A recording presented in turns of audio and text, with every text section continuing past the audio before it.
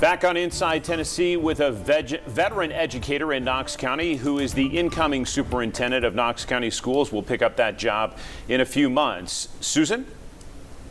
Yeah, congratulations first. Appreciate your being a local and look forward to your service as our superintendent.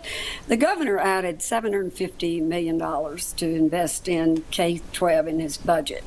The BEP sounds like it's going to be changed this year. They're going to weight it, whatever that means. It's going to have some weight for rural and economically disadvantaged, for disabilities, and some for charter students. Have you looked at that, and do you understand how that might impact Knox County students?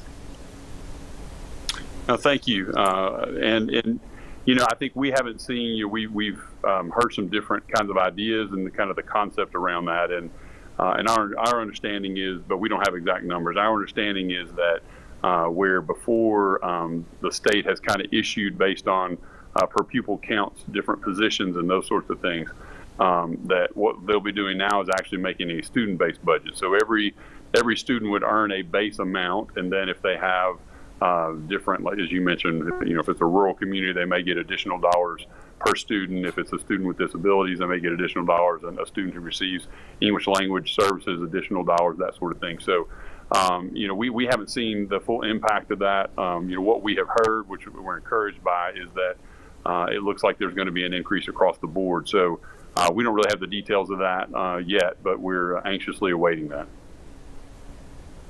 Okay.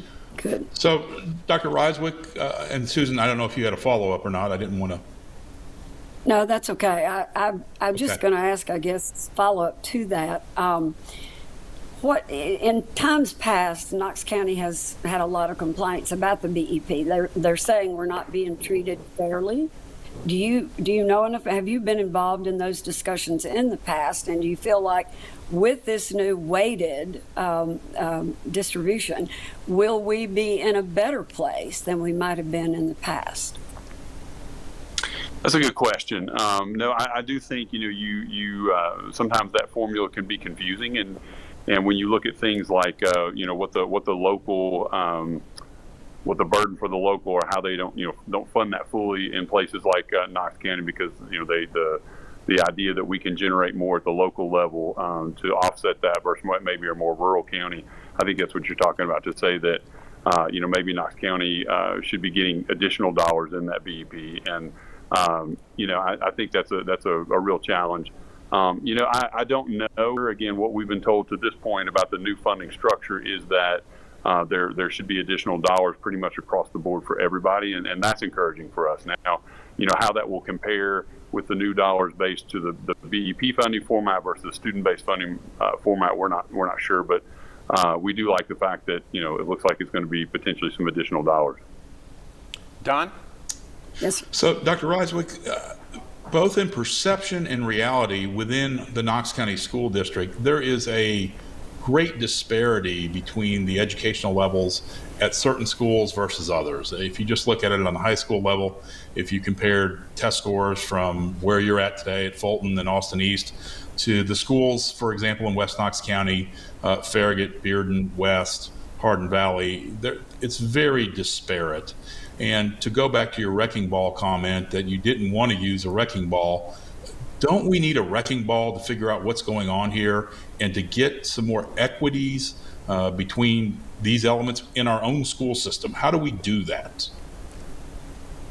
That's a good question, and you make a good point. I'll say that the disparities in those outcomes aren't acceptable. I think what's unique about Knoxville is, unlike some other cities, you take a Chicago, or even if you take a Nashville or a Memphis, I think the problem is solvable in Knoxville, because it's not, some of those larger cities, they're much more homogenous with their poverty levels and that sort of thing. In Knoxville, we do have pockets for sure, and it's not acceptable that we have the difference in scores, and we do need to solve that. So to me, I'm not sure that it's a wrecking ball as much as it's new ideas that we need to bring to the table.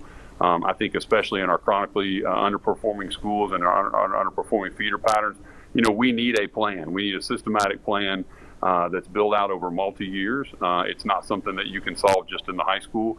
or just in the middle school. It's something that begins back to what we talked about in that third grade reading scores, and even prior to them coming to kindergarten. So there has to be a comprehensive plan in some of those areas, so that it doesn't change when a leader changes, or programs don't change when a leader changes. We're committed to a robust career and tech education program and a robust advanced academics, which would be something like an advanced placement, IB, those sorts of things existing in every high school.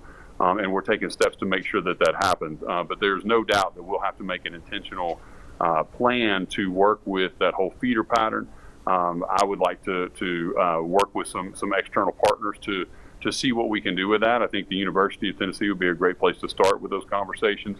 I know in my history and the turnaround that we had here at Fulton with the staff, we worked a lot with Stanford University during that time, and it wasn't just access to to a teacher pipeline. That was part of it. But we had access to things like their business school, their school of economics, their school of innovation, that just challenged us in processes and ways to think. And those are conversations that I would like to have with the university.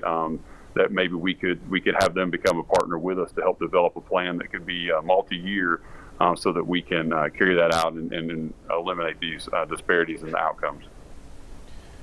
Dr. Rysewyk with us from Fulton High School, a place he knows quite well. We're going to be back with more of our conversation on Inside Tennessee and talk about teacher salaries right after the break.